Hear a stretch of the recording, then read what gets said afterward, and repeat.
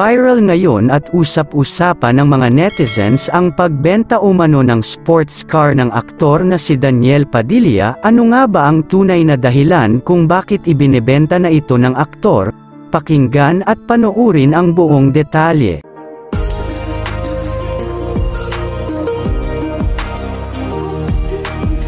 Nitong mga nakaraang araw ay muli na namang naging maingay sa mundo ng social media ang pangalan ng aktor na si Daniel Padilla dahil matapos ang hiwalayan nila ng kapamilya aktres na si Catherine Bernardo ay napabalitang binibenta na ng aktor ang isa sa mga sports car nito na Chevrolet Corvette na nagkakahalaga lang naman ng 6.5 million pesos.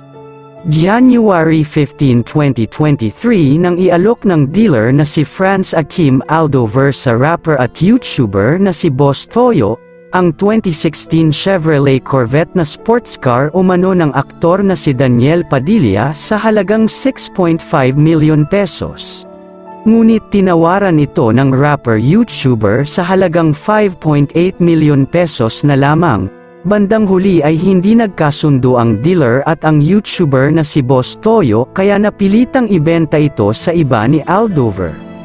Ayon sa dealer ng sports car ni Daniel Padilla na si Akim Aldover, ngayon nga ay sold na daw ang sasakyan sa isa ring content creator na kinilala na isang Tito Paldo, also known as Perks Gaming ng Angeles City, Pampanga.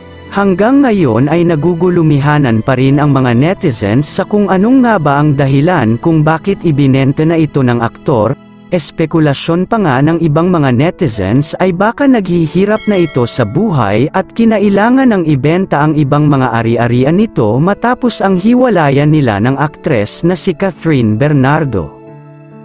Ngunit ayon sa statement ng isang netizens na mabilis na nag-viral sa social media, ang tinuturing na tunay na dahilan ng pagbebenta ng aktor na si Daniel Padilla sa sports car nito maski ang mga magulang niya at magulang ng aktres na si Catherine Bernardo ay alam na hindi lamang ang aktor ang nagmamay-ari sa sports car na ito. Dahil ayon sa kumalat na issue online kay Daniel Padilla lamang nakapangalan ang lahat ng dokumento ng nasabing sports car, ngunit ang buong katotohanan ay hati daw sila dito ni Catherine Bernardo, at ang tunay na dahilan ng pagbebenta ni DJ sa sasakyan na ito ay dahil kagustuhan ng aktres na si Catherine Bernardo na bawiin na ang lahat ng paghahati na mayroon sila ni Daniel Padilla. Good for Cath, bawiin ang dapat bawiin. Para madalayang manloloko na yan, walang kapatawaran ang isang cheater. Go go go Cath, fight! Mas malakas kasi kumita si Catherine, sa totoo lang malaki ang mawawala kay Jutay. Kayo mga ka-showbiz, anong masasabi mo sa videong ito? Mag-iwan ng komento sa ibaba. Maraming salamat po sa panunood.